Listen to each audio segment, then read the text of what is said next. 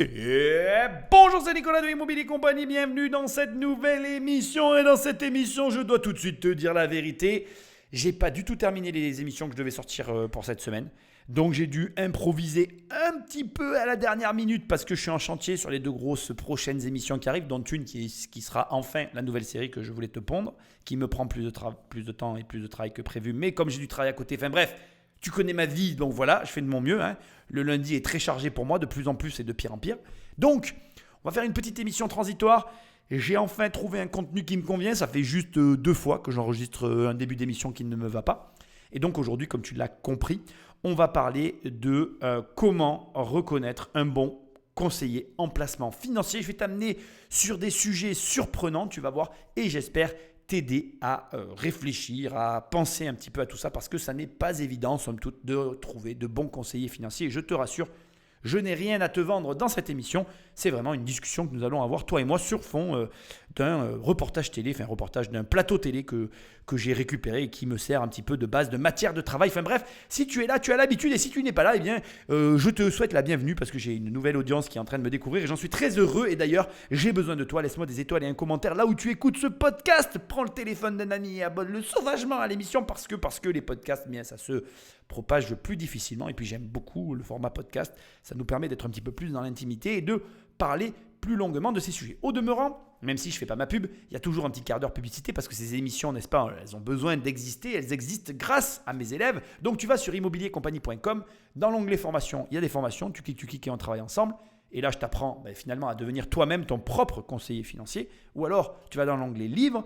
Et il y a des livres, ce sont des vrais livres, sans publicité à l'intérieur ni rien, qui sont des vrais produits à part entière, qui t'aident là aussi à t'améliorer dans les finances. Ou alors après, il y a des coachings si tu as envie de faire des coachings. Et il y a même un formulaire pour participer à des séminaires où tu laisses ton email et puis on t'envoie un lien quand il y a séminaire auquel tu peux participer. Bref, comme tu peux le voir, je te propose plein de choses. Je te laisse aller sur immobiliercompagnie.com et faire ta petite tambouille.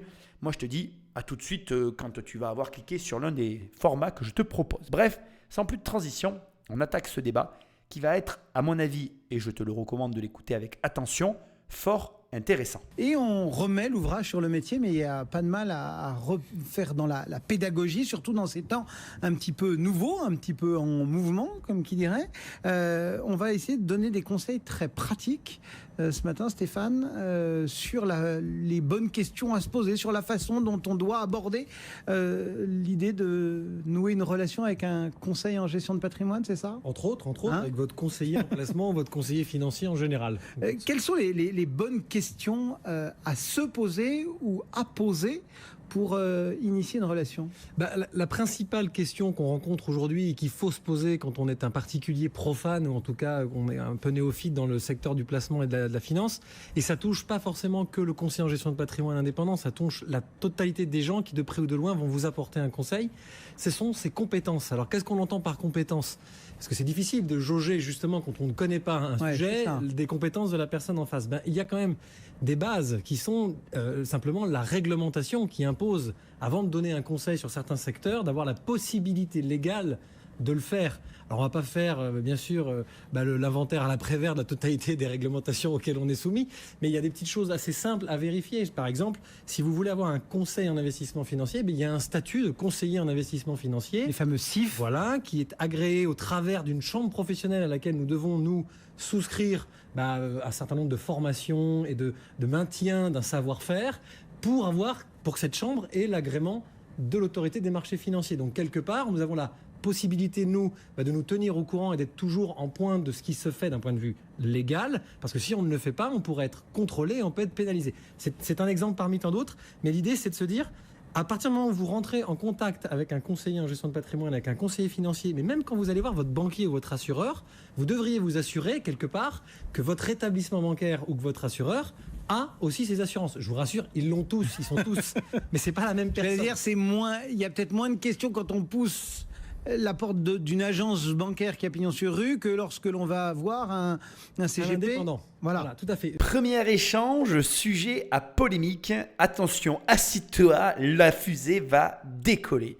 Alors, bien évidemment que je suis forcé de dire que je suis d'accord avec lui d'une certaine manière et dans une certaine mesure. Pourquoi ? Parce qu'effectivement, il a raison, il y a un cadre juridique qui s'applique Et tu devrais à chaque fois vérifier que tu agis dans le cadre juridique. Alors ça m'amène forcément et fatalement sur la situation ironique de ce qui est en train de se passer. Alors déjà, moi je suis qui dans cette histoire pour parler de tout ça? Je suis une personne qui a des agréments, certes, parce que moi j'en ai, je ne vais pas m'en cacher, donc je ne vais pas les mettre ici sur la table, on s'en fout, mais j'ai des agréments en tout cas en ce qui concerne l'immobilier. Mais ce que je trouve intéressant, c'est que quand tu regardes une émission de télé comme celle-là, où on a ici 3 personnages, donc 2 présentateurs et un intervenant dont j'ai enlevé le nom parce qu'on s'en fiche, la vérité c'est que tes présentateurs télé qui sont embauchés par une chaîne télé, eux, n'ont aucun agrément pour te parler de tout ça.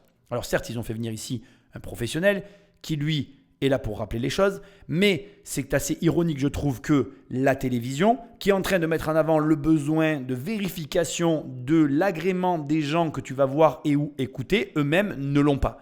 Et je voulais te le dire pourquoi, parce qu'il y a différents conseillers financiers qui ont été un petit peu éludés ici, dont les gens qui font le même métier que moi, à savoir sur Internet, qui véhiculent de l'information au travers de contenus en ligne, YouTube, podcasting, les réseaux sociaux, etc., etc. Et là aussi, de la même manière qu'il l'a dit, il t'incombe à toi et à toi seul, en tant que client potentiel qui recherche des conseils, de t'assurer que les personnes en face de toi ont les agréments pour délivrer les conseils qu'elles te donnent. Sauf que, et c'est là que ça deviendrait trop beau si c'était aussi facile, eh bien moi je pense que le diplôme, malheureusement, n'est d'abord premièrement plus du tout gage de, je dirais, le professionnalisme des personnes que tu as en face de toi. Et deuxièmement, c'est pire que tout. Je pense que le mec qui a eu les meilleures notes dans les meilleures écoles, il vient, il te conseille. C'est pas pour ça qu'il t'amènera les meilleurs résultats. Personnellement, même si je suis le premier à toujours dire vérifier, je t'ai toujours incité à vérifier que, en définitive, les personnes que tu écoutes, elles ont l'expérience et pas forcément les diplômes susceptibles de t'apporter les résultats que tu convoites. Et donc, de quoi on parle? Soyons concrets, soyons directs. On va commencer par parler de Jim Cramer. Je ne sais pas si tu connais cette personne, Jim Cramer, qui est l'un des premiers influenceurs, présentateurs télé aux États-Unis, qui a véhiculé, donné des conseils sur la bourse, la finance, etc. C'est un mec un peu chauve avec un plateau devant lui sur lequel il appuie sur des buzzers. Enfin, tu vois, un gars qui gesticule. Je suis certain que tu l'as déjà vu. Enfin bref, tu feras des recherches, Jim Cramer. Tu verras un peu qui c'est. Et ce qui est intéressant, pourquoi je te parle de lui?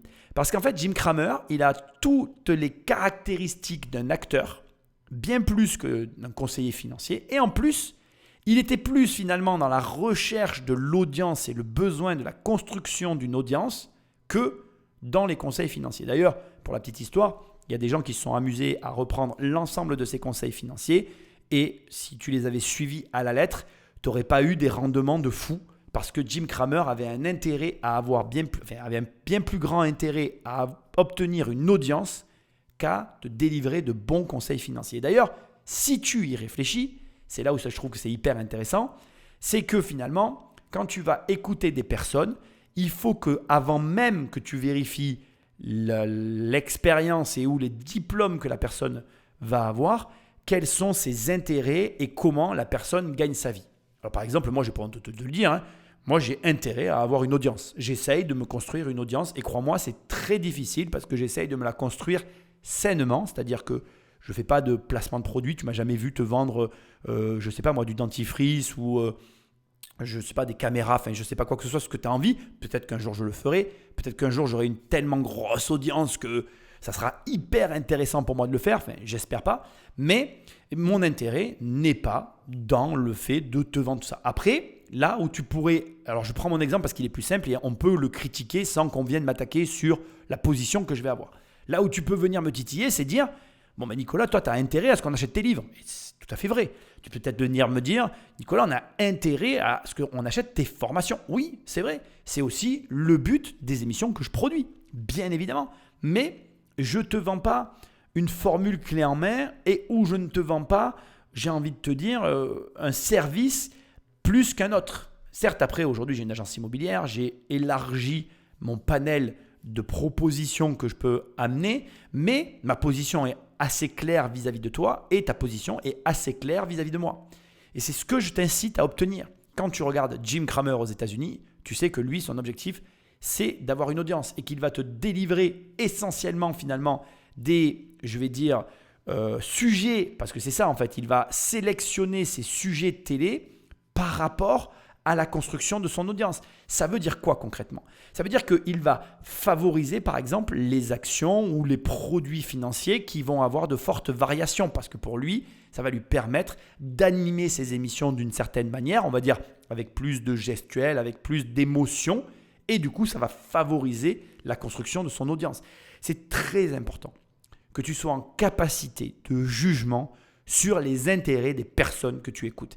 C'est comme ça que tu vas être capable de voir si les conseils que tu écoutes sont les conseils adaptés à ta situation. Si les conseils qu'on te donne te permettent d'avancer dans la finance. Malheureusement, et j'en suis très triste, le diplôme de conseiller en patrimoine, de conseiller financier, n'a pas non plus une neutralité parfaite. Pourquoi? Parce que la vérité derrière les conseillers en gestion de patrimoine, c'est que ces gens-là vont avoir des intérêts avec certains promoteurs, vont avoir des intérêts avec certaines assurances vie, qu'on le veuille ou non, même si ce n'est pas généralisé, même s'il y a des contrats groupes, même si on va dire qu'il y a un désir de conseil.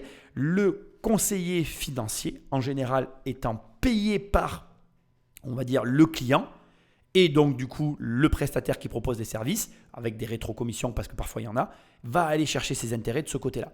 Je voudrais finir avec les banquiers, parce que tu pourrais me dire, bon, le mieux c'est quand même la banque, parce que le banquier gagne de l'argent sur finalement les comptes bancaires. Et là aussi, malheureusement, le banquier a des intérêts croisés, ne serait-ce par exemple, je vais prendre l'exemple du promoteur que je connais bien.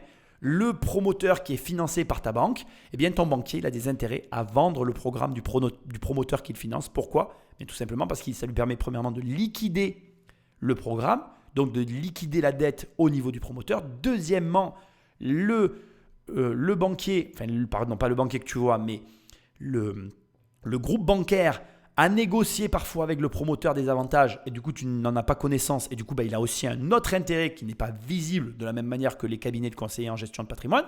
Voilà. Et troisièmement, et c'est ça sans doute le point le plus dramatique dans la situation bancaire parce que je la trouve trompeuse, eh bien ton conseiller c'est un salarié et c'est pas lui qui a les compétences en fait. Tu ne parles pas à la personne qui a les meilleures compétences financières pour finalement t'amener à t'enrichir. D'ailleurs, réfléchis à ce que je vais te dire maintenant et tu vas voir que c'est vrai. Si la banque suivait les conseils financiers qu'elle donne à ses clients, elle serait pauvre. C'est un paradoxe.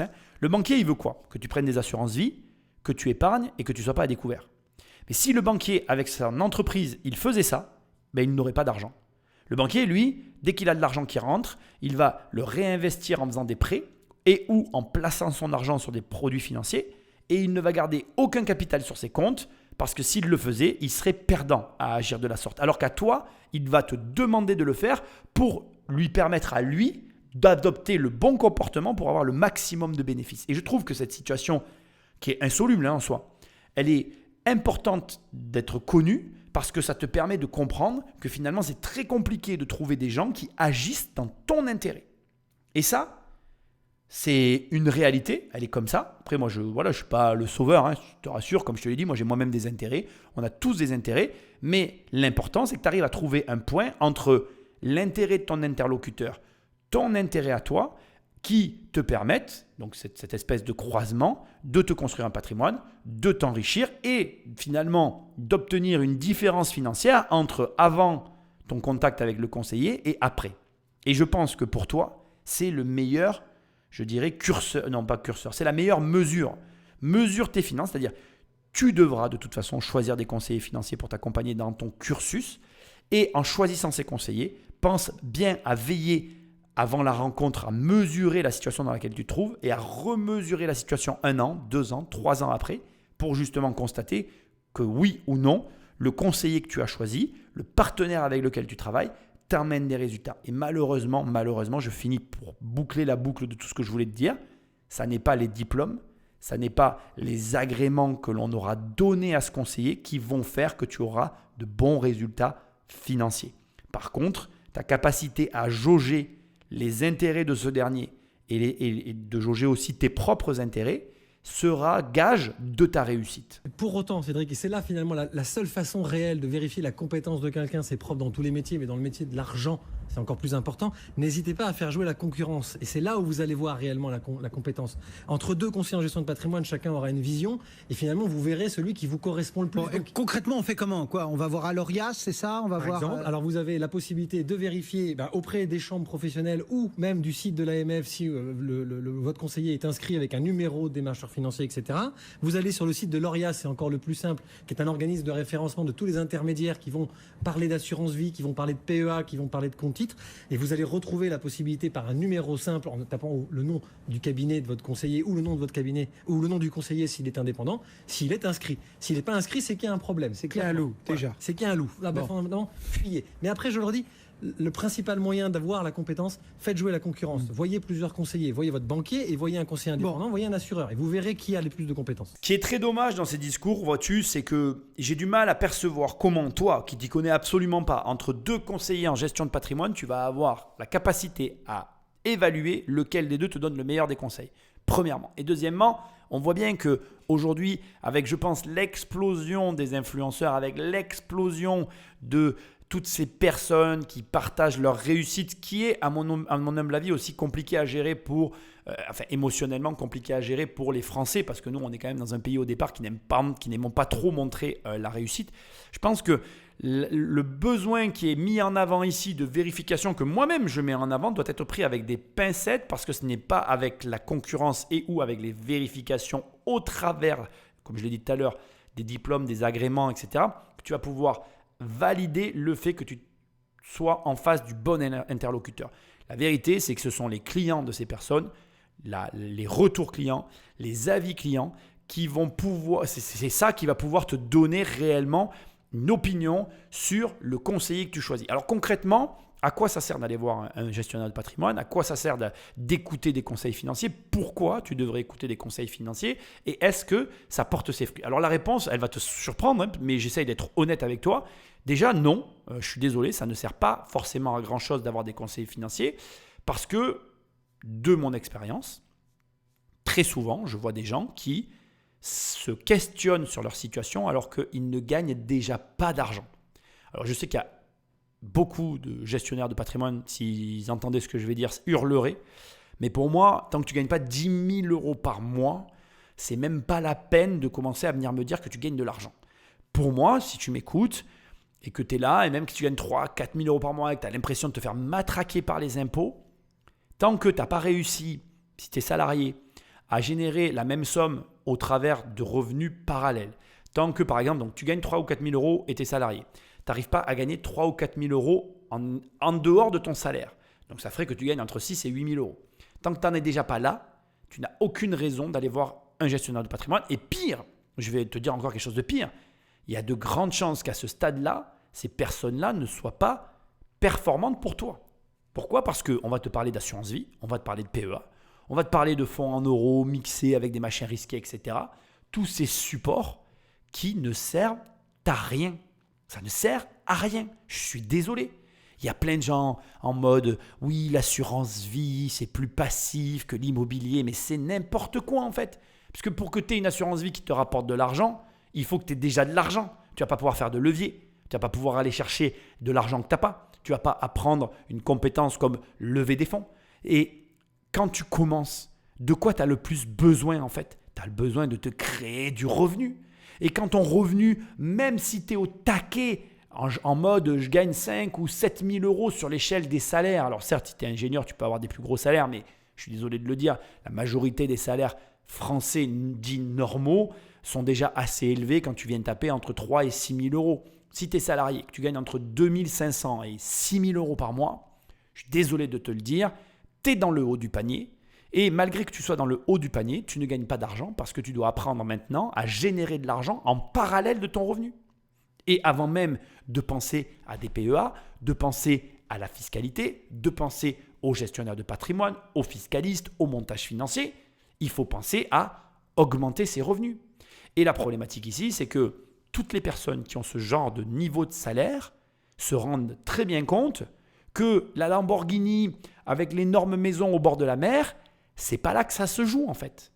La vérité, elle n'est pas belle, c'est qu'on essaye de te faire croire dans ce pays qu'à 3 000 euros on est riche, mais à 3 000 euros on n'est pas du tout riche. Alors bien sûr, j'ai bien conscience qu'avoir une Lamborghini, une maison au bord de la mer, c'est être très très riche. Et je te rassure, des fois j'ai des propos assez violents parce que ça m'énerve quand on essaye de me dire oui, tu es riche avec 4 000 ou 5 000 euros par mois. Ça m'énerve parce que tu as un confort de vie. Je ne le nie pas. Tu es au-dessus d'une moyenne nationale française qui est une moyenne ridiculement basse au niveau mondial. Mais passons, on va entendre que tu es au-dessus du niveau du salaire médian du pays dans lequel tu vis. Ok, c'est cool.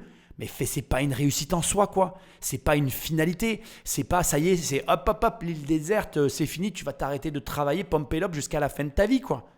Même si, imaginons, tu gagnes 5 000 euros par mois, t'as pas de salaire, t'as pas de charge, tu vis chez tes parents, c'est la fête, tu peux claquer ta thune comme tu as envie. 5 000 euros par mois, ça fait jamais que 60 000 euros par an. Là-dessus, tu vas payer des impôts, et je suis désolé, même si tu mettais tout cet argent de côté pendant 10 ans, ça ferait jamais que 600 000 euros. Ce qui est quasiment impossible, mais admettons, 600 000 balles, ça fait une belle maison dans un endroit assez reculé, mais c'est tout. Il faut encore aller travailler et aller manger.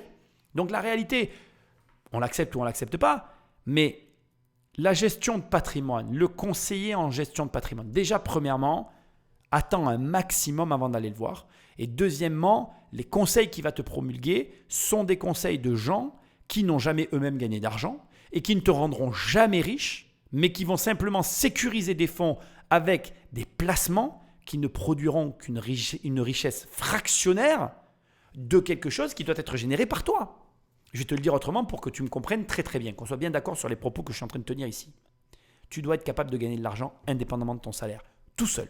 Sinon déjà, tu n'es pas riche. Et on parle même de 1 000 euros par mois. Pour moi, une personne qui gagne 5 000 euros de salaire, et une personne qui arrive à gagner tous les mois 1 000 euros par mois en n'étant pas salarié, en étant tout seul dans son coin.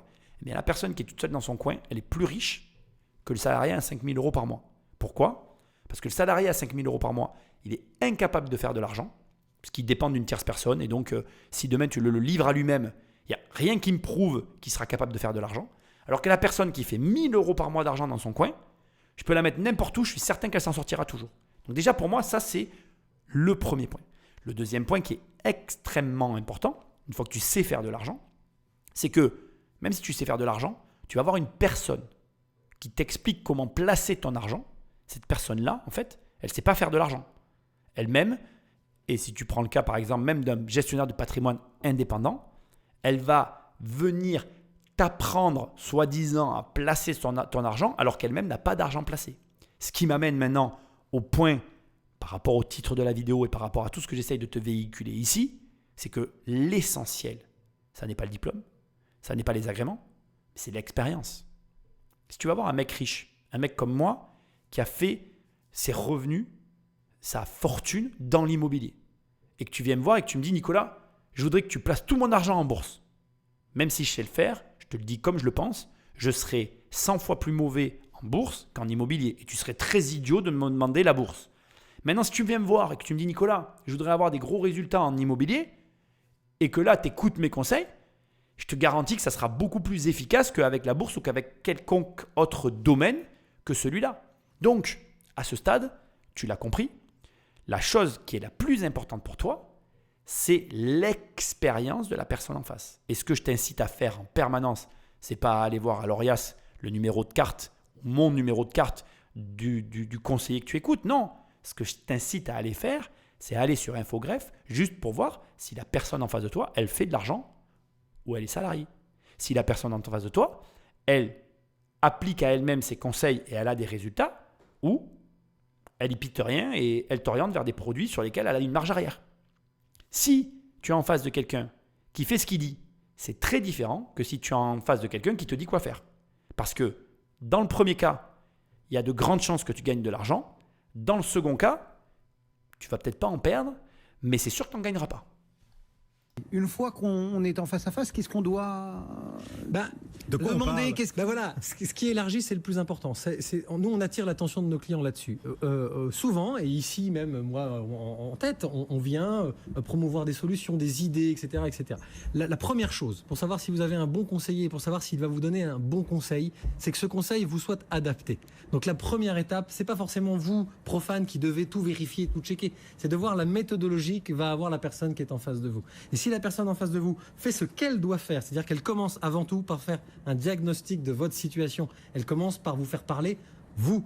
Là, vous êtes sur quelqu'un de compétent. Si en revanche, vous vous asseyez, que ça fait pas 2 minutes que vous êtes assis et qu'on essaie de vous refiler un produit, c'est qu'il y a quelque chose qui va pas non plus, parce que tous les produits ne sont pas bons pour tout le monde. Donc la procédure normale, classique, qu'elle soit réglementée ou qu'elle soit simplement d'une logique implacable, c'est on commence d'abord par mettre à plat la situation d'un client, on fait ce qu'on appelle un audit patrimonial, on définit ensemble une fiche d'information légale et on prépare une lettre de mission pour qu'on cadre en fait pourquoi on vient, quels sont vos objectifs, quelle est votre situation au temps T où on se voit, quels sont vos besoins et quels sont vos moyens. C'est-à-dire est-ce que ce qu'on va éventuellement vous conseiller de faire rentre dans votre spectre aujourd'hui et demain. Bon, tu me connais peut-être un peu, je suis pas très académique forcément, parce que le mec va faire l'audit, il aura bien fait. Je suis d'accord, je suis quand même obligé d'être d'accord, mais comme je te l'ai dit, pour moi, ça reste malgré tout l'expérience de la personne en face qui sera prépondérante sur tout le reste. Au demeurant, là où je suis obligé de lui donner raison et là où toi tu dois être très attentif, c'est sur la vente qui est en train de s'effectuer, c'est sur le comportement de la personne en face de toi avec, j'ai envie de dire, la manière d'amener les produits qu'on te propose. Le souci, pour moi, essentiel avec les gestionnaires de patrimoine, c'est que leurs outils sont redondants, c'est-à-dire que tu vas aller en voir 10. Globalement, sur les 10, il y en a un qui va te proposer un truc what the fuck que tu n'auras jamais entendu et tu en as 9 qui vont rester dans le même cadre. Alors après, pour les raisons qui peuvent expliquer ce cas à part, c'est que pour moi, les gens qui vont te proposer des méthodologies de travail originales, c'est parce que généralement eux-mêmes les ont expérimentées. Encore une fois, moi j'ai une énorme sensibilité à l'expérience des gens avec lesquels je travaille. Après, indépendamment de tout ça, là où je lui donne complètement raison, c'est que tu as un devoir, c'est d'être vigilant sur ce qu'on te vend, d'être vigilant sur le fait que ce que tu achètes corresponde à tes besoins et d'être, et c'est vraiment important, intransigeant sur le fait que si jamais ça ne correspond pas, tu dois te retirer de l'opération. Et j'insiste parce que moi, je vois beaucoup de clients en fait, qui ont suivi des conseils de gestionnaires en patrimoine et souvent, la plupart du temps d'ailleurs, les conseils ne sont pas adaptés à leur situation. On a souvent du conseil surcalibré par rapport à la situation réelle du client. Je m'explique et tu vas comprendre. Moi, je vois des clients qui vont aller acheter à crédit au travers de gestionnaires de patrimoine des produits financiers alors qu'ils n'ont pas complètement utilisé leur endettement immobilier et donc en agissant de la sorte, fatalement, ils viennent s'embourber au niveau immobilier et donc du coup, ils se retrouvent à devoir composer, voire pire, parfois vendre le produit financier acheté pour pouvoir ensuite se débloquer sur la partie immobilière réelle et directe. Je vois aussi des clients arriver avec des idées reçues et des choix stratégiques sur des assurances-vie qui sont en totale décorrélation avec la réalité financière. Et la problématique, elle est complètement là aussi paradoxale parce que très souvent, c'est le client qui a manifesté la volonté d'agir d'une manière plutôt que d'une autre et le gestionnaire de patrimoine s'est calqué là-dessus. Mais, et c'est aussi, je veux le préciser, là où j'en veux un peu au gestionnaire de patrimoine et je le reconnais, c'est qu'il n'y a aucune, alors j'espère que ça a changé ou que ça va changer, mais il n'y a aucune notion d'augmentation de revenus. C'est-à-dire que le gestionnaire de patrimoine, comme il porte si bien son nom, ça n'est qu'un gestionnaire, donc tu viens le voir pour qu'il gère ce que tu vas lui apporter. Et c'est très problématique de mon opinion. Pourquoi ? Parce que tu n'as pas besoin de gestion quand tu n'as pas d'argent. Je reviens au sujet de tout à l'heure. C'est-à-dire que si tu ne gagnes pas 10 000 euros par mois, tu veux lui faire gérer quoi ? Tes 50 000 balles d'économie ? Mais tu crois que ça va t'amener où 50 000 euros ? Nulle part. 100 000 ou 200 000 ou même 300 000. Pour moi, ça n'est pas avec de petits pécules ou avec de petits pécules assortis de petits revenus que tu vas arriver à avoir un patrimoine digne de ce nom. Et c'est le problème. Mais tout ce que vous dites, un robot peut le faire. Enfin, il suffit de causer des cas sur Internet et un robot peut le faire. Quelle est la valeur ajoutée pour le coup du CGP humain ? Vous voyez ce que je veux dire ? Est-ce qu'il faut nouer un lien humain, presque un lien affectif avec lui également ? Est-ce que ça compte, ça ? Mon cher Guillaume, pour se connaître et se comprendre et qu'ils comprennent ma problématique patrimoniale à travers aussi ce que je suis et ma personnalité. J'aime beaucoup votre question. Je l'ai déjà dit sur ce plateau, les robots sont très très efficaces et les robots peuvent faire énormément de choses. Il y a une seule chose que le robot ne peut pas faire, mon cher Guillaume, c'est vous aimer. Le robot, pour l'instant, il n'est pas intuitif. Entre guillemets, c'est ça. Vous rigolez, mais c'est un peu ça. Parce que s'il était intuitif, ça veut dire que forcément il se débarrasserait de nous parce que forcément on ne rentrerait pas dans les cases. Donc ça veut dire quoi? C'est-à-dire que le robot peut faire énormément de choses et peut vous aider à faire pas mal d'étapes dont je suis en train de parler. En revanche, sur l'audit patrimonial et sur la bonne sensation de la situation du client, pour l'instant les robots ne sont pas capables tout simplement de vous regarder et de voir quand il vous dit quelque chose que vous êtes en train de froncer les sourcils parce que vous ne comprenez pas ce qu'on vous dit. Donc le robot, il manquera de cette pédagogie parce qu'en fait il n'y aura pas ce contact à un moment donné et cette intuition qu'il y a quelque chose qui n'est pas en train de passer. Vous m'avez vu ça, c'est une vraie vous compétence. m'avez vu froncer les sourcils là. Vous ne faites que ça. Bon, il arrive un moment où je peux pas que taper sur les gestionnaires de patrimoine parce que je les aime bien quand même, je te rassure. Je sais pas si tu as vu sur la chaîne d'ailleurs, je te conseille de voir la vidéo. J'ai fait une interview d'une gestionnaire de patrimoine un petit peu atypique d'ailleurs.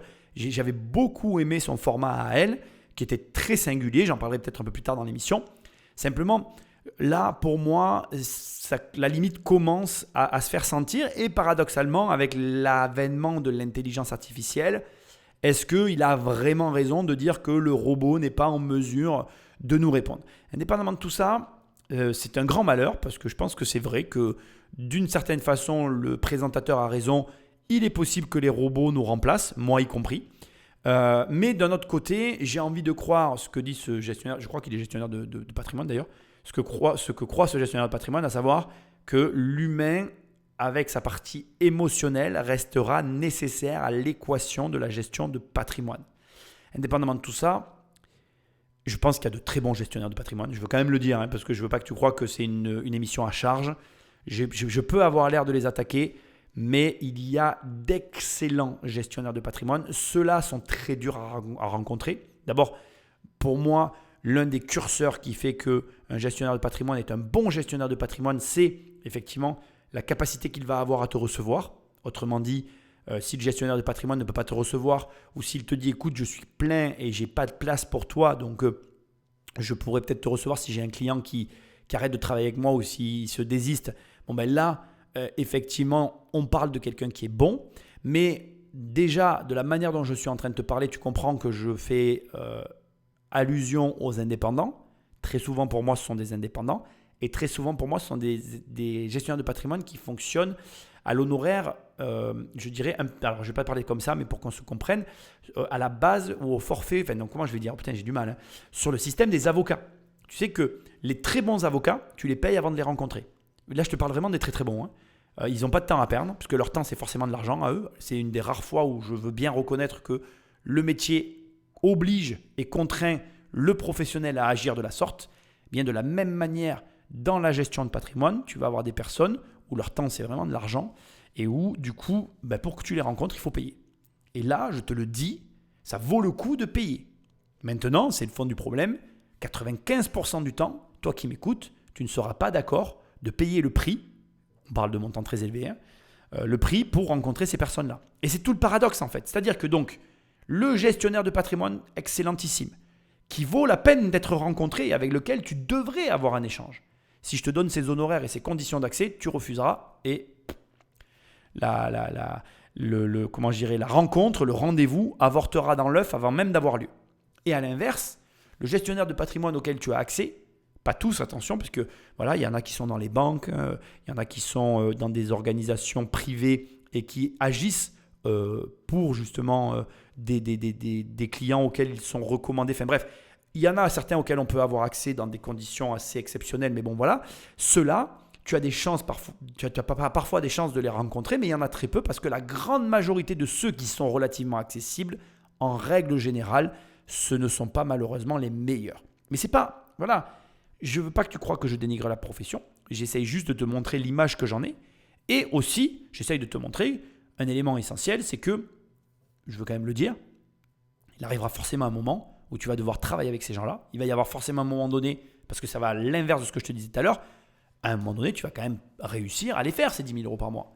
Et à ce moment-là, il va quand même falloir que tu rencontres ces gestionnaires de patrimoine et que tu acceptes de commencer à faire de nouvelles choses que tu ne faisais pas avant. D'abord pour te diversifier, mais surtout, et c'est là que ça devient intéressant, pour te donner accès maintenant à des produits financiers qui, eux, sont réservés à ces personnes-là et qui, eux, vont t'ouvrir la porte de nouvelles, je dirais, sources de revenus financières qui ne sont pas à négliger et qui vont pouvoir t'apporter des avantages au quotidien et de la sécurité et tout ce qui va avec. Donc c'est là où je suis d'accord avec lui. La machine ne pourra pas être remplacée, enfin, pour l'instant en tout cas, ne peut pas nous remplacer complètement. Mais c'est à toi à bien comprendre à quel stade tu te trouves et à quel interlocuteur tu dois parler. Alors moi, attends, aussi je veux quand même le dire à ce stade, les 10 000 euros par mois dont je te parle, c'est moi qui me suis fixé cet objectif-là. C'est un objectif très personnel. À toi de faire la part des choses et de te dire, ok, Nicolas il dit ça, mais peut-être que moi, à 6 000 euros par mois, vu ma situation, célibataire vivant seul chez mes parents sans aucune charge, j'ai intérêt à en voir un. Tu comprends ce que je veux dire, hein? N'empêche qu'en parlant de robots, en filigrane, il y a la question des frais. Bien sûr. Et donc de la rémunération. Comment est-ce qu'on l'aborde cette question-là? Parce que beaucoup de nos auditeurs, nos téléspectateurs, peut-être se disent ce matin, il est sympa, Van Nuffel, mais moi, j'ai pas le patrimoine voulu, j'ai pas les moyens d'aller voir un conseiller en gestion de patrimoine indépendant. C'est pas moi qui vais vous dire d'abord que les frais sont trop élevés et qu'il n'y a pas de clients pour la gestion de patrimoine. Parce que moi, j'ai dit sur ce plateau-là il y a plusieurs années que nous étions là pour démocratiser le conseil en gestion de patrimoine. Donc il n'y a pas de Alors qu'est-ce qu'il en est des frais de la rémunération? Très clairement, aujourd'hui, Guillaume, il faut que les gens... Est-ce qu'il faut qu'il y ait du gratuit? Non, mais Cédric, c'est important, les gens doivent comprendre qu'aujourd'hui, il n'y a rien qui est gratuit. Ça veut dire que ce qui n'est pas facturé à un client et ce qui ne coûte rien à un client, ça ne veut pas dire que pour autant c'est gratuit. Ça veut dire que même un site internet, parce que sur l'internet, forcément, le 0% de frais est finalement l'argument principal, ça ne veut pas dire que derrière, il n'y aura pas à un moment donné une démarche commerciale sur laquelle l'éditeur du site internet touchera un commissionnement ou un encours financier sur ce qu'il est en train de vous conseiller. Donc, ce qu'il faut savoir, c'est que l'important sur les frais, il faut les connaître à l'avance. C'est comme tout. L'important, c'est de savoir ce qu'on est en train de faire. Donc, en fait, quand vous allez avoir face à vous un conseiller en gestion de patrimoine, une machine, un site internet, une souscription en ligne, peu importe, l'important, c'est de savoir combien vous payez pour quelle prestation et quel service. Forcément, si vous avez simplement envie de placer 1000, 2000 ou 5000 euros sur un contrat d'assurance vie à 90% en fonds euros et à 10% sur un fonds flexible qui ne demandera pas ni arbitrage, ni gestion particulière, ni conseil dans le temps, je ne peux que vous conseiller d'aller faire un tour sur le marché des contrats 100% en ligne, souscriptibles en ligne, à 0% de frais d'entrée et à frais de gestion réduits. En revanche, dès que vous avez besoin de réfléchir à des transversalités, à une vision globale par rapport à vos enfants, à la transmission, à la succession, c'est-à-dire réfléchir sur différents spectres, votre patrimoine et votre investissement, forcément vous devez avoir l'intervention de quelqu'un. Et je fais alors exprès de mettre le doigt sur la plaie, les Français ont l'impression que d'aller voir leur banquier, c'est gratuit.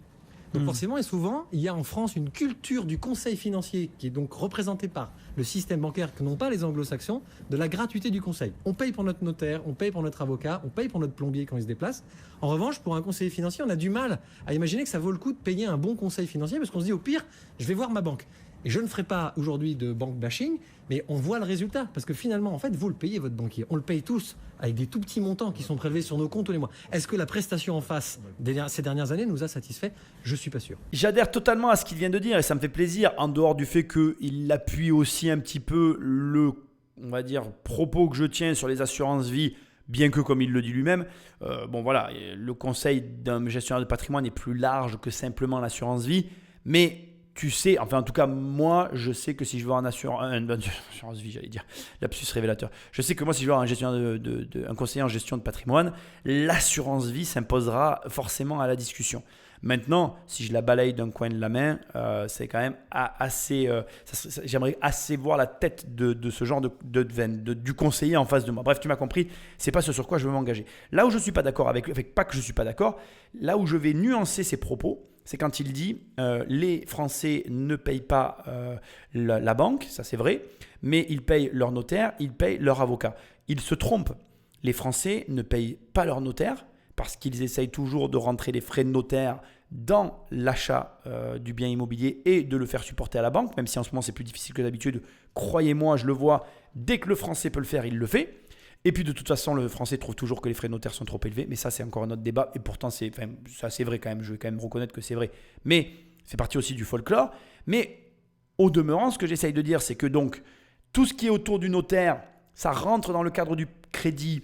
Et de mon opinion et de ma perception en tant que professionnel de l'immobilier, j'ai la sensation que les Français ne réalisent pas vraiment ce que coûte un notaire. Parce qu'au final, ils n'y vont pas assez souvent pour le réaliser. Et ensuite, ils font tout pour que dans le montage, ça soit incolore et indolore. Enfin, quant à la partie avocat, telle qu'il l'évoque ici, alors là, je peux t'en parler. La France, c'est le pays champion du monde de « je vais voir mon comptable pour demander un conseil fiscaliste en fiscalité parce que justement, je n'ai pas envie de payer un avocat pour ça ». Ça, c'est alors une hérésie totale. Et c'est comme ça qu'on se retrouve avec des... Moi, je vois des clients, des fois, qui viennent me voir en me disant « Mais putain, moi, j'ai écouté mon comptable. » Ben oui, mais c'est un comptable, mec. Tu as écouté le gars qui ne te prenait pas d'argent. En fait, je vais aller plus loin que lui. On vit dans le pays, on vit dans le pays du monde où on ne paye rien. Et où le français ne veut rien payer. Et où finalement, on va reprocher aux mecs comme moi qui affichent directement des prix élevés en te disant « Voilà, ça va te coûter tant. » Parce qu'on va dire « Oh putain, le mec est cher. » Ben ouais, mais mec, je vaux cher en fait. Donc c'est le fond du problème, mais il vaut mieux que tu viennes et que tu aies une grille de prix qui te dit voilà, moi je vaux tel prix, tu payes ou tu dégages. Mais va voir ton comptable en fait, parce que ton comptable tu ne le payes pas, mais le coût de ton erreur, il est supérieur au prix de mon conseil à moi, quoi. C'est-à-dire que voilà le schéma typique du français qui ne veut pas payer. Donc il fait son petit montage dans son coin, il va voir son comptable, il prend le premier conseil qu'il lui donne, et à l'arrivée, quand... moi, je le vois, les mecs qui me disent « Ah oui, alors j'ai fait ça sur les bons conseils de mon bon comptable et aujourd'hui, je paye tant d'impôts et je voudrais que tu me trouves une solution. » Et donc, ton comptable, il t'a payé combien ? « Ah ben non, mais moi, je le paye chaque année et puis il m'a donné un conseil comme ça. » Oui, mais bon, ben voilà. Le problème que tu te retrouves ici, c'est que maintenant, ce conseil-là t'a coûté tant, donc 10 fois le prix de ma prestation de départ que tu trouvais cher. Et maintenant que tu viens me voir, ben, il faut casser ça, il faut refaire ça et ça va te coûter ça, en plus de ma prestation. Et là, les mecs ne sont plus d'accord. Et puis, soit ils abandonnent pour partie, parce qu'il y en a certains qui abandonnent parce que l'entreprise leur fait peur, ça demande beaucoup de manipulation financière, d'arriver au résultat qu'ils convoitaient au départ, et donc finalement ils restent dans leur caca de début, puisque finalement ils ne sont pas d'accord de payer et ils n'ont pas envie d'aller dans l'inconnu. Et puis tu as l'autre partie, la minorité, qui se relève les manches et qui y va, qui assume son erreur et qui finit par gagner 2 ou 3 fois plus, mais parce qu'à un moment donné, ils ont entendu que, bon ben voilà, ils s'étaient peut-être fourvoyés dans le comportement général.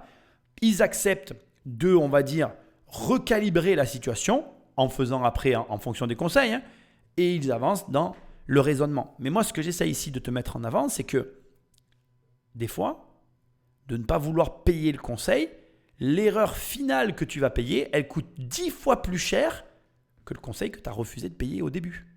Et crois-moi, ça paraît fou ce que je vais te dire, mais parfois, tu as largement l'argent que tu ne veux pas dépenser pour justement recevoir le fameux conseil, mais pour des raisons qui t'incombent, et je ne te juge pas, tu préfères repousser l'échéance, parce que tu as toujours une bonne raison, on en a tous toujours une, mais malheureusement, tu es en train de commettre la plus grosse erreur de ta vie. Et alors, je vais te dire un truc, je vais partager avec toi, parce que pour le coup, tu vois, je ne suis pas en position supérieure à toi, jamais. Je suis vraiment comme toi. Moi, dans mes montages financiers, il y a un montage que j'ai jamais arrêté de repousser, tu vois.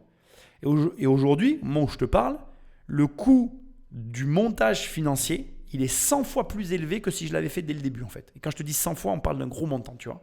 Et maintenant, du coup, en fait, je me suis retrouvé dans une situation à un moment donné où, ben en fait, j'avais pas le choix. Pourquoi ? Parce que plus je continuais dans ma connerie, plus ma connerie me coûtait cher, mais moins je passais le pas. Et plus je m'éloignais, enfin plus j'augmentais le coût d'entrée en fait. Je ne sais pas si tu comprends ce que je veux dire. En gros, je suis passé de, je ne vais pas te donner les vrais chiffres, mais je vais te donner des notions. Je suis passé d'un truc qui m'aurait coûté 5 000 € mais que je ne voulais pas payer, à un truc qui me coûte plus de 15 000 balles, mais qui aujourd'hui je vais devoir payer parce que le prix fiscal, le prix de tout ce que ça engendre derrière est encore bien plus supérieur au prix qui est actuellement déjà beaucoup plus supérieur à ce que je n'ai pas voulu payer au début. Bref, tu m'as compris. En fait, ce que j'essaye de te dire, maladroitement, mais je pense que le message est quand même passé, c'est que ce que tu ne veux pas payer maintenant, ben finalement, tu ne le sais pas encore, mais ça coûte des fois 10 fois moins cher que ce que tu vas payer plus tard en refusant de payer maintenant le prix qu'on te propose. Et ça, je peux pas en fait, en vrai, je ne peux même pas te le faire comprendre. Tu es obligé de le vivre. Et je ne te souhaite pas de le vivre parce que franchement, c'est amer. Moi, en tout cas, des fois, je me dis que j'ai quand même été bête et que c'était franchement une économie facile à faire. Et que j'ai juste été sur un petit peu ce phénomène qu'il a mis en avant du je ne veux pas payer en fait. Je ne veux pas payer parce que je ne vois pas présentement la valeur. Et tu ne la verras jamais la valeur présente. Et c'est malheureux parce que c'est vrai que l'argent c'est dur à gagner et de le perdre parfois bêtement sur des actions simples, c'est dommage. Une petite question qu'on peut aussi se poser, à partir de quelle somme, quel montant de patrimoine il vaut le coup de faire appel à un CGP ? Moi, j'ai répondu très clairement. Pour moi, Guillaume, il n'y a pas de minimum. Voilà, je vais vous répondre à titre très personnel. Moi, je peux gérer du jour au lendemain un client, même en me déplaçant ou en le recevant, s'il a 10 000 euros à placer sur un contrat assurance vie, comme un client qui a 1 million d'euros à placer sur un contrat assurance vie. Mais ça, c'est une vision que nous avons personnelle de ce métier. Je ne crois pas qu'il y ait un minimum par rapport au choix d'avoir un conseiller en gestion de patrimoine. C'est pas parce que vous n'avez pas un gros patrimoine que vous n'avez pas le droit d'avoir un bon conseil personnalisé. Est-ce qu'il y a un maximum à partir d'une certaine somme, d'un certain montant, on va plutôt vers une banque privée pour le coup que vers un conseiller en gestion de Ça patrimoine? dépend de votre conseiller en gestion de patrimoine, parce que chez Net Investissement, nous, on n'a aucun problème avec en concurrence avec de la gestion privée. Mais du point de vue de l'intérêt de l'épargnant qui nous écoute. Nous avons des clients aujourd'hui qui ont des problématiques qu'on va appeler gestion privée. On a des clients qui ont des problématiques professionnelles, donc de trésorerie d'entreprise, des choses comme ça. Il n'y a plus de raison qu'ils aillent en gestion privée ou en banque privée. La question, c'est qu'aujourd'hui, un bon conseiller en gestion de patrimoine, s'il a les compétences et s'il se tient à jour de toutes ses compétences, forcément, il est capable de vous conseiller. Après, bien entendu, si lui est tout seul, qu'il a un tout petit bureau, qu'il n'a pas d'assistante, qu'il n'a pas de moyens pour vous orienter, mettre autour de la table des spécialistes, des professionnels, il vous conseillera d'aller voir un confrère qui est un peu plus dimensionné. Il a un peu trop employé le mot assurance vie. Que vous ayez 10 000 euros ou 1 million, je le mettrais très bien en assurance vie. Mais bien sûr, alors je te le dis comme je le pense, l'assurance vie, c'est le dernier truc dont tu as besoin. Et en plus, là où pour moi, il y a une espèce de comment je vais dire ça sans me faire griller. Il y a une espèce de langue de bois sur ce sujet-là, c'est qu'il existe des produits 1000 fois meilleurs que les assurances vie, quoi. Voilà, bref. Je déteste les assurances vie, je le reconnais. Pour moi, c'est le pire des trucs, quoi. Quand je vois un mec qui vient me voir, qui a pas de thune, qui a que 10 000 euros, qui les a mis dans une assurance vie, j'ai envie de le claquer. Mais bon, c'est comme ça. Bon, il a raison et il a tort. Il a raison pourquoi ? Parce que tout le monde, comme il le dit, et c'est vrai, peut se prendre en main, peut avoir un conseil personnalisé et peut se dire j'ai droit à un conseiller en gestion de patrimoine. D'ailleurs, je vais même oser le dire, je pense que quelqu'un, tu vois, qui a du mal à gérer ses finances, qui a du mal avec l'argent, pourquoi ne pas aller, soyons fous, se dire je me prends un conseiller en gestion de patrimoine, ça va au moins m'obliger à bouger. Tu comprends ce que je veux dire ? C'est-à-dire que quand tu as un conseiller en gestion de patrimoine, tu ne peux plus à un moment donné procrastiner, même si je déteste ce mot, tu ne peux plus justifier ton inaction par le fait que tu n'as pas assez de moyens, tu n'as pas accès au savoir ou je ne sais quoi. Tu te prends un conseiller en gestion de patrimoine, il prend en main ton projet avec toi et tu travailles sur le sujet et quelque part, de le payer, ça peut être une source de motivation pour toi pour avancer dans ce processus. Tu vois, je suis pas un idiot, je pense que ça peut être une stratégie en fait. Après, là où pour moi il a tort, c'est qu'en fait, il en est l'illustration même. Malheureusement, je m'excuse, je ne le connais pas. Ça pourrait être même intéressant que je parle avec lui.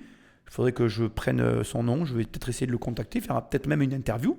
Parce que tu vois, là où moi je ne suis pas du tout d'accord, c'est expliquez-moi l'intérêt, même pose-toi la question. Toi, tu as 10 000 euros, tu gagnes 2 000 euros par mois, tu as réussi à les mettre de côté. Tu n'as aucun intérêt à mettre 10 000 euros sur une assurance vie. Aucun effet de levier. Le retour sur investissement est ridicule. Tu n'apprends pas à faire de l'argent. Prendre un gestionnaire en patrimoine à un moment donné où pour moi, tu n'as même pas de patrimoine, je ne comprends pas l'intérêt, à part ce que je te disais tout à l'heure, le côté challenge, mais ça s'adresse aux gens qui ont un problème avec l'argent. Mais si tu te sens suffisamment motivé pour te lancer dans quelque chose, voilà. Après, encore une fois, ce que je dois quand même préciser qui est important, c'est ce que je disais tout à l'heure. Si tu sais faire de l'argent, si tu es entrepreneur, tu gagnes 1 000 euros par mois, tu as mis 10 000 euros par mois de côté, là pour moi c'est différent. Et là où peut-être on pourrait se rejoindre et s'entendre, c'est que moi je vais marquer une distinction très claire vis-à-vis des individus entre ceux qui ont la capacité de faire de l'argent et ceux qui n'ont pas cette capacité.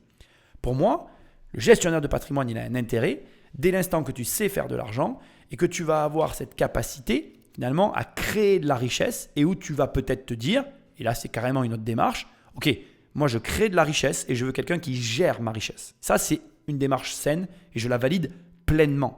Mais si tu es salarié, que tu ne gagnes pas de thunes et que tu vas en plus prendre un gestionnaire de patrimoine en dehors du challenge, je le précise à chaque fois, excuse-moi, mais parce que c'est vraiment un cas à part, sauf si tu as besoin de te faire challenger, pour moi c'est une hérésie en fait.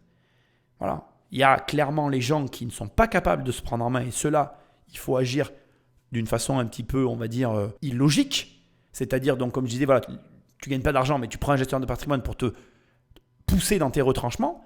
Mais en dehors de ce cas à part, je ne suis pas du tout d'accord avec lui. Et d'ailleurs, juste pour information, il attendait un chiffre, mais pour que tu connaissent un petit peu les montants, banques privées, les plus petites, c'est généralement, il y en a certaines qui se sont abaissées aux millions d'euros, mais c'est plusieurs millions d'euros.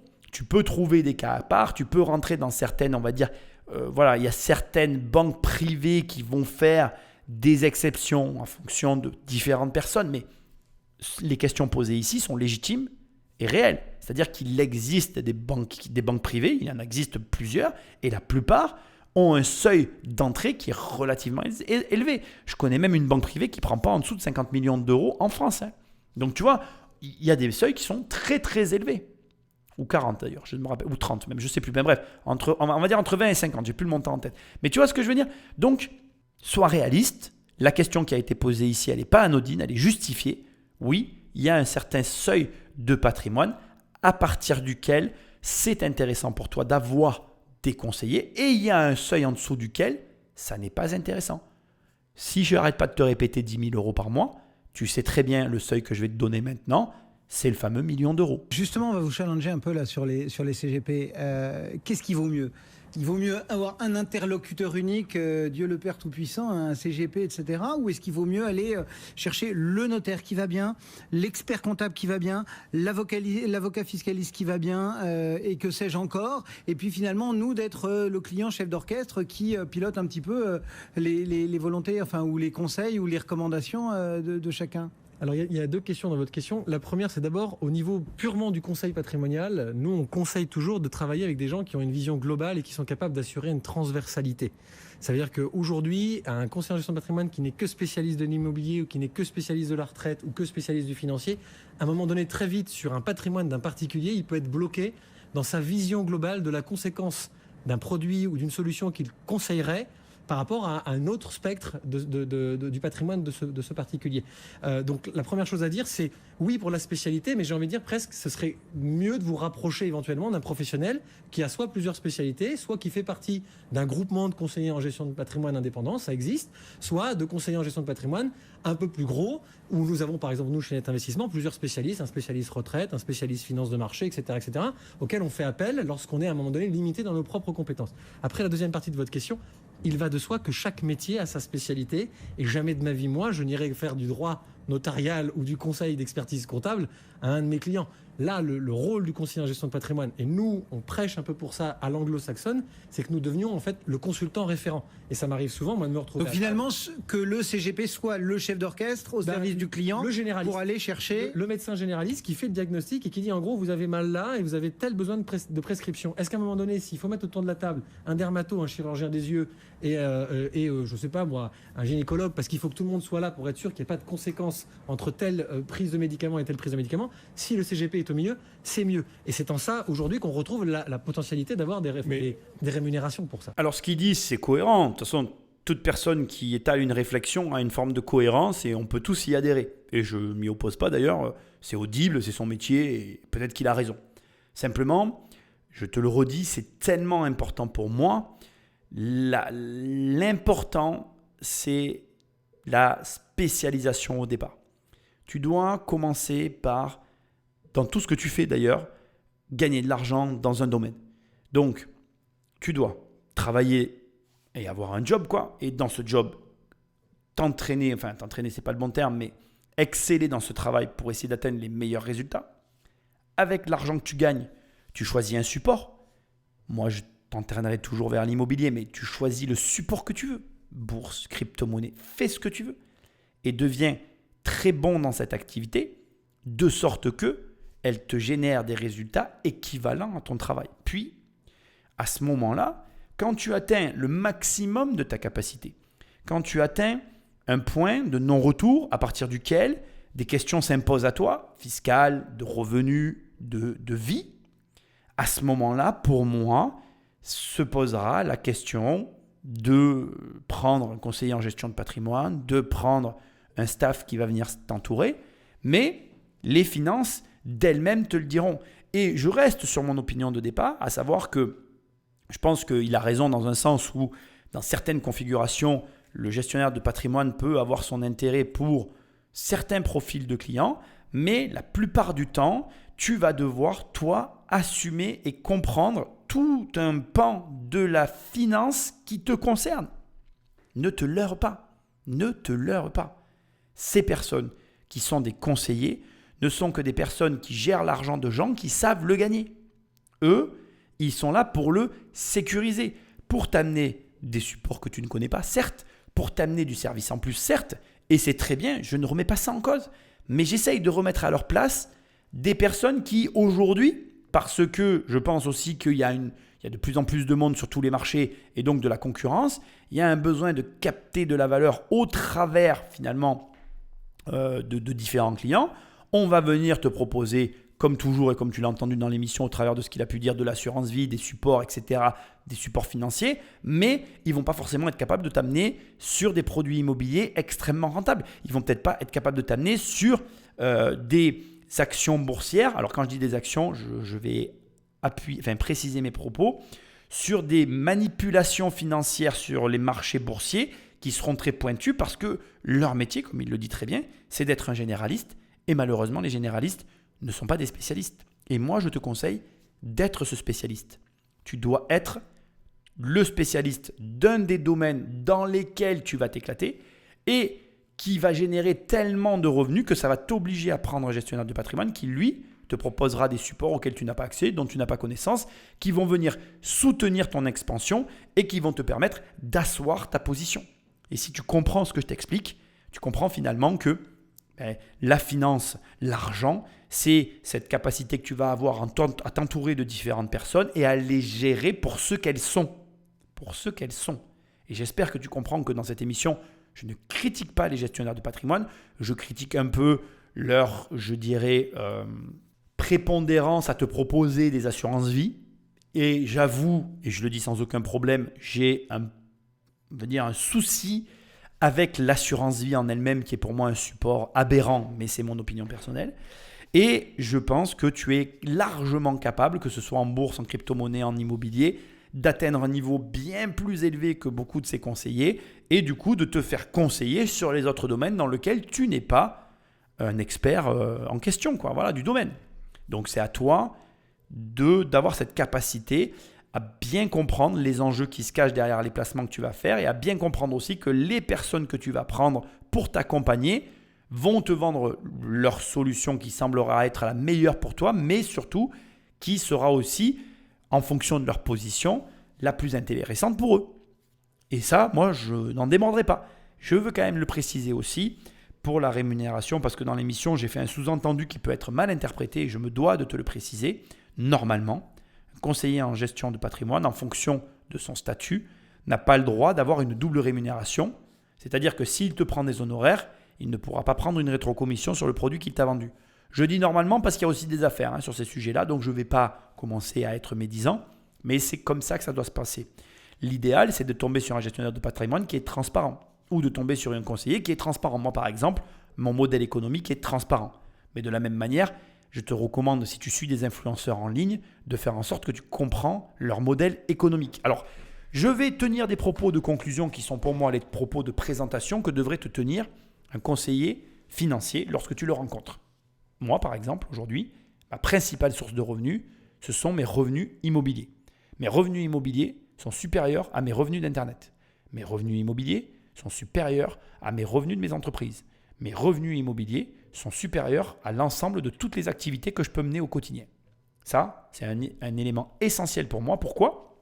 Parce que déjà, tu sais que j'ai placé mon argent dans l'immobilier, j'en retire des loyers, mais que ces loyers, le volume des loyers que j'encaisse est supérieur à ce que j'encaisse à côté.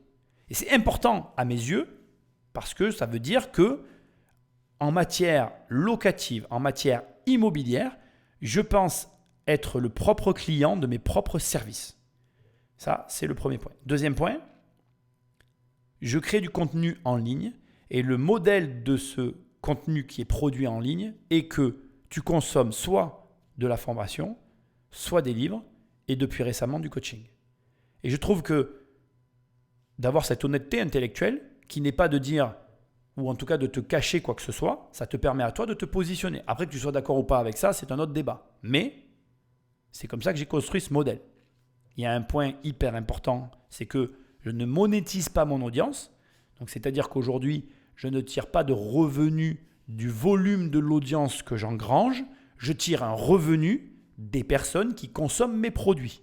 Et c'est vraiment important que tu le comprennes parce que là encore, ça veut dire que je ne cherche pas forcément la construction d'une audience, bien que ces derniers temps, mon audience s'est grossie et je ne m'en cache pas parce que j'ai produit de nouveaux contenus qui marchent et donc du coup j'ai une plus grosse audience et que je ne m'en cache pas aussi, j'ai des propositions de placement de produits mais tu ne m'as jamais vu vendre ni du dentifrice ni du gel pour cheveux. Enfin, pour l'instant je ne le fais pas et je n'envisage pas de le faire.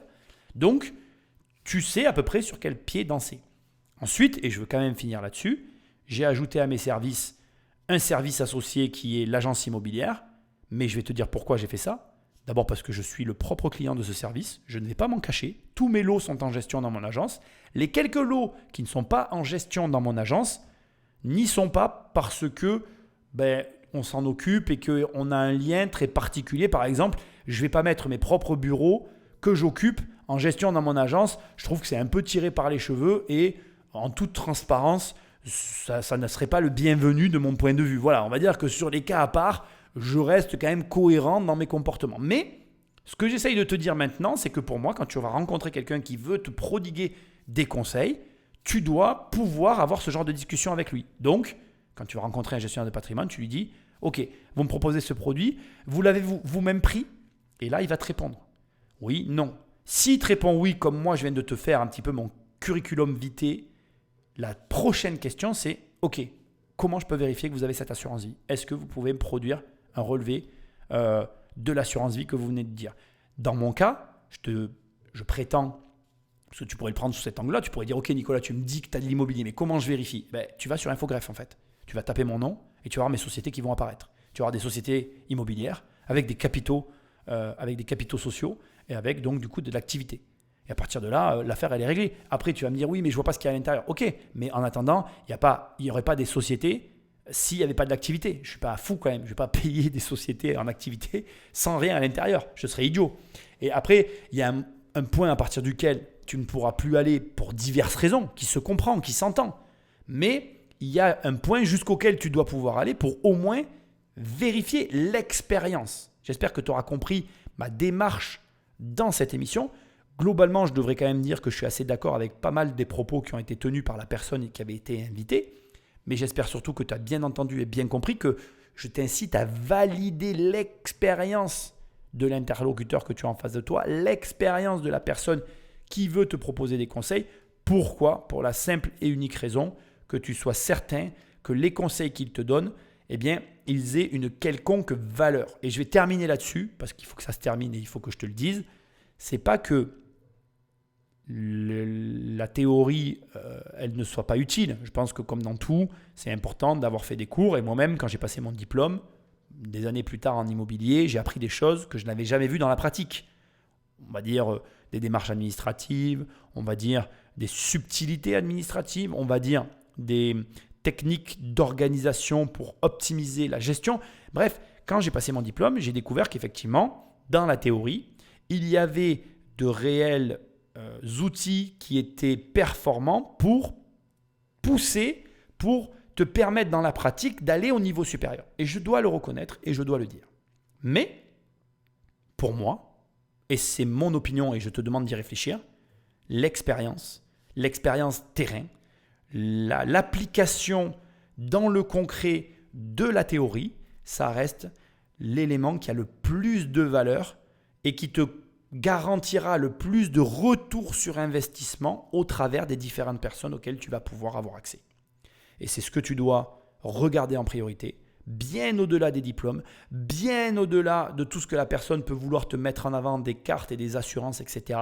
Parce que pour moi, une personne qui applique à lui-même ses propres conseils, qui obtient des résultats et qui a dans le concret fait des erreurs, eu des problèmes, géré des soucis au quotidien, celui-là même, il t'apportera quelque chose en plus que le théoricien qui lit des livres tous les soirs ne pourra jamais t'apporter. Indépendamment de tout ça, je vais finir en te donnant quand même mon opinion. Je pense qu'un gestionnaire de patrimoine, c'est utile. Je pense que malgré tout, comme je te l'ai dit dans l'émission, il faut quand même un certain niveau de patrimoine et que tu as tout intérêt à d'abord commencer par te concentrer sur comment faire de l'argent en grande quantité sur comment placer une partie de l'argent sur un support dans lequel tu maîtriseras les tenants et aboutissants pour justement avoir, on va dire, une sécurité, un parachute, appelle ça comme tu as envie, bref, une solution de repli au cas où le gestionnaire que tu vas choisir, le gestionnaire avec lequel tu vas travailler, viendrait à faire des conneries ou viendrait à te proposer un support mal adapté parce que tu n'es pas à l'abri de l'erreur non plus. Et donc ton travail, ça reste avant tout de te protéger. Et c'est ce que j'essaye de te transmettre au travers de cette émission. Donc voilà, petite émission en attendant les grosses émissions qui arrivent dans les semaines, la semaine prochaine et la semaine d'après. Like, partage. Laisse-moi un commentaire là où tu écoutes ce podcast parce que tu sais que c'est ce qui m'aide le plus et j'en ai vraiment besoin. Et moi, je te dis à très bientôt dans une prochaine émission. Salut!